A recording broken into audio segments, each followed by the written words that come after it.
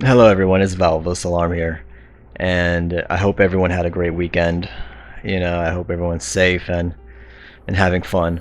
I just wanted to make a ramble, I guess, blog, if anything, about, just one of my favorite games, Legend of Dragoon, because, we can kind of give our top 10, but for whatever reason, I like to go into specifics if I can about particular games and why these games are sort of my favorite, and one of those was Legend of Dragoon that came out for the PlayStation 1. I can't remember what year it was, 94, 95 or something. And I can't remember the year. The when Final Fantasy 7 came out, when that blew up, everything was getting sort of rated towards that game, and I don't know what it was. I remember getting this PlayStation magazine. I think it was a PlayStation magazine, and every month you would get demos, of games coming out. And then I sort of just, saw this cover of this guy in this sort of armored suit with these wings on his back, and I was like, I should maybe check that out, see how it is.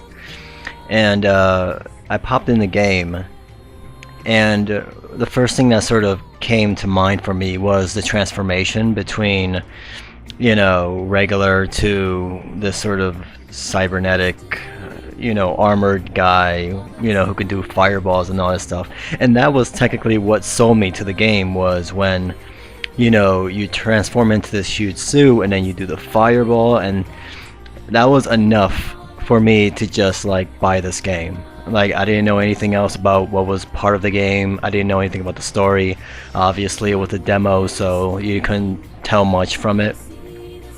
But that was enough to sell me on the game. And then so I bought the game, and out of a 4-disc game, it took me perhaps about a few weeks to beat it. And I was just loving every second of this game. I know for a lot of people it's not perfect or something. When I play it, to me it is perfect. The combat is very simple, and I think that's one of the reasons why maybe people were not crazy about it, but it's something that I needed at that time because I never played an RPG before. So I never knew the rules of the, use fire against water. You have also magic attacks, and you have elements, and you have all these different things that at the time I didn't know anything about, so I was learning it for the first time. And Legend of Dragoon was the perfect game for me because the beginning is a very, very slow-paced game.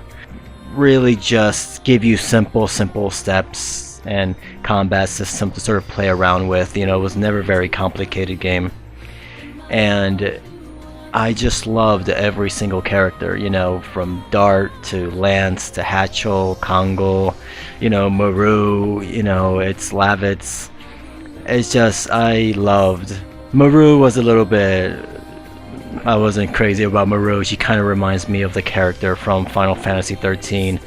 The girl with the orange hair. I already forgot her name, which is probably better off if I don't. But, I don't know what it was about this game. It just felt like one big grand adventure, a simple story of this guy going into this castle to save the princess in a way, it's like that kind of fairy tale story. And then it just gets complicated, and then all of a sudden you meet up with these different characters, and everyone has their own sort of missions and storylines, and I was just loving everyone's storyline. And I thought the game was beautiful. Obviously it's very pixelated now, but the game I thought was very, very beautiful, and there's certain scenes of the game that really kind of always stood with me, and the music was always really great as well. The CG was really, really, really great. I love the little, I think it was one of the CGI scenes where you had this sort of battlefield where you have the Winglies going up against the Dragoons, which were going up against another race, and it felt epic. And at that time I didn't see really anything like it, at least for me. I haven't seen anything like that, and I don't know what it was. It was just from beginning to end, from the first disc to the fourth disc, I just never got bored of it. I never at any point felt like I didn't want to stop. I wanted to stop and do something else. I wanted to know what was going on with all these characters. I want to know what's going to happen to Dart. What's Rosen with all this black monster stuff, and I remember the part with Lavitz getting killed at the end of the first disc by Lloyd with the Dragon Buster, I think it was called. And I remember that was one of the moments, that and Metal Gear Solid was one of the two moments there where I really was sad. I was really bummed out when Lavitz died in that game, and I was like, no. It was a really, really cool feeling. And once again, I always go towards this and Metal Gear Solid as sort of my two games that really made me look at the broader spectrum of what games could be, from a story sense and all these other things. And Legend of Dragoon was that game that really brought it to the forefront for me.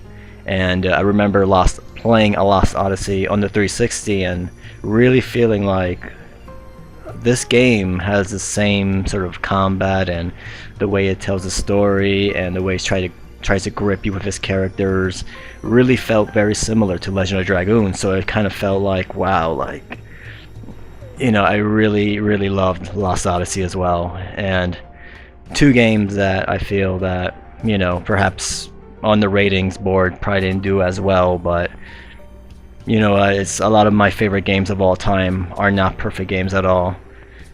So it's fine with me if a game's not perfect. And just for all you guys, for the two people who would watch this, I very much appreciate it. And I hope all you guys have a good night, alright?